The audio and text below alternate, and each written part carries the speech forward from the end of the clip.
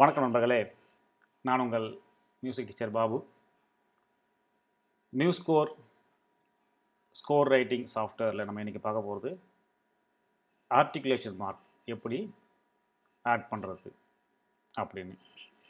Okay, இப்போ நம்ம already தயார் பண்ண சாங்கில் ஆர்டிகுலேஷன் மார்க்கை ஆட் பண்ண போகிறோம். இப்போ பாருங்கள், articulation mark close to note head இருக்கும். ஒரு மெலடி அப்படியே போகுது.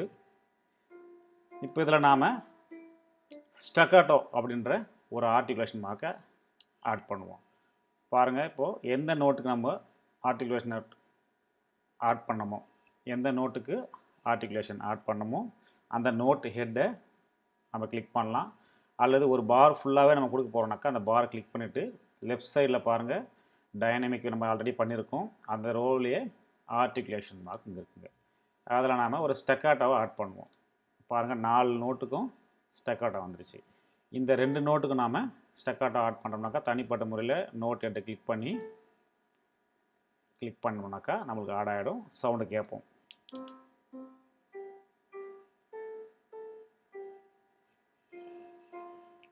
பாருங்கள், நமக்கு articulation mark detach, short and crisp. நம்மளுக்கு ஒரு நோட் வேல்யூவில் ஒரு ஆஃப் ஆஃப் த லென்த் நமக்கு